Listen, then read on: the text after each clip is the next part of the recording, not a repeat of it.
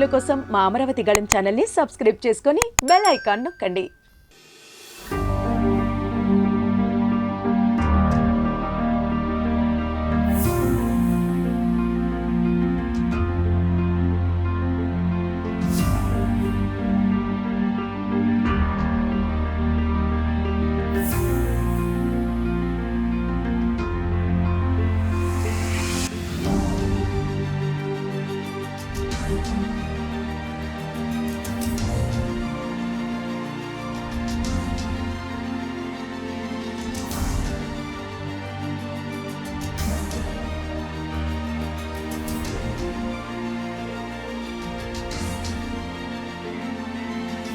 మిత్రులు ఎలవర్తి శ్రీనివాసరావు గారి ఆస్తి ఆయన పావుల వాటాదారుడు ఇక్కడ.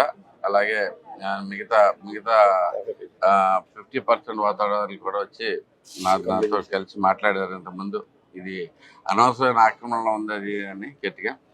ఈరోజు వచ్చి ఎలవర్తి గారు ఆయనకు కావాల్సి ఆయన ఆస్తిలోకి ఆయన వచ్చి ఆయన టేక్ ఓవర్ చేసుకున్నారు.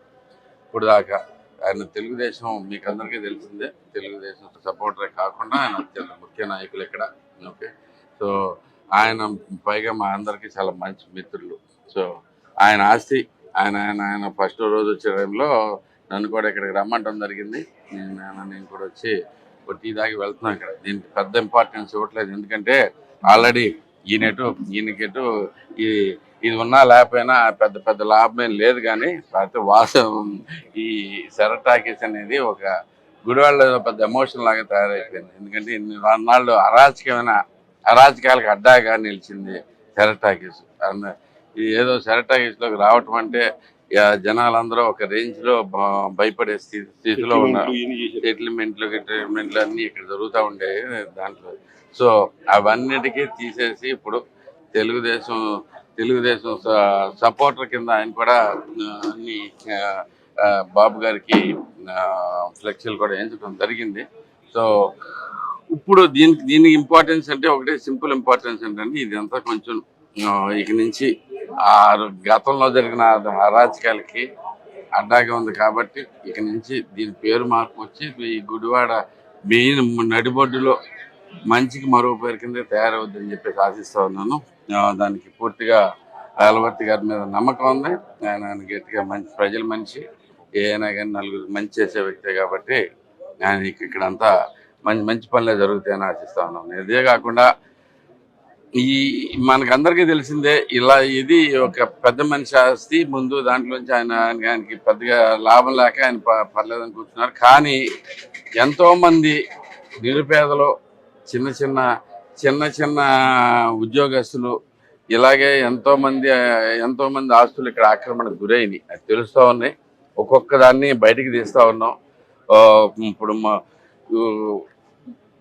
ఎవరైనా కానీ ఇప్పటికి కొన్ని ఆల్రెడీ తీసుకుని వచ్చాం. మొన్న 9 ఎకరాలు రిలీజ్ చేయడం జరిగింది. గవర్నమెంట్ రాగానే ప్రజల ఆస్తి ప్రజలకు పంచడం జరిగింది. ఇలాంటి ప్రాబ్లమ్స్ ఉన్న ఎవరైనా కానీ ఇంక భయపడాల్సింది లేదు. మీరు ముందుకు రండి, మీకు అందరికీ సరిగ్గా న్యాయం జరిగేట్టు చూస్తాం. తప్పకుండా తెలుగుదేశం పార్టీ ప్రజల తరఫున పనిచేస్తుంది. దానికోసమే కట్టుబడి ఉన్నాం. మేమేమి ఒక్క రూపాయి కూడా ఆశించే వ్యక్తులం కాదు. మాకెవరికి అవసరం లేదు.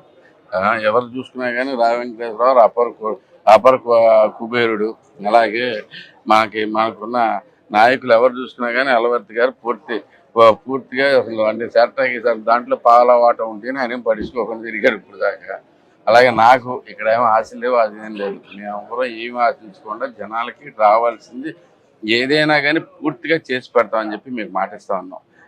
మీ ఆస్తులు మీరు స్వాధీనం చేసుకోవడానికి ఇదే మంచి అవకాశం. మీకు జరిగిన అన్యాయాలన్నిటి మీద పోరాటాలు మీరు చేయడానికి భయపడ్డా కానీ వచ్చి ఒకే ఒక్క రోజు మా దగ్గరికి వచ్చి కలవండి. తప్పకుండా మీ ఆస్తులన్నీ మీకు చెందేట్టు చేస్తామని చెప్పేసి మాటిస్తూ ఉన్నాం. జనసేన పార్టీ వారు కూడా మాతో పూర్తిగా సహకరిస్తూ ఉన్నారు. శ్రీకాంత్ ఎప్పుడు మా తమ్ముడు ఏ రోజైనా కానీ అన్యాయం జరిగిందంటే ఆ పోరాటానికి రెడీగా ఉంటాడు కంకణం కట్టుకుని. సో మేమంతా కూడా రెడీగా ఉన్నాం.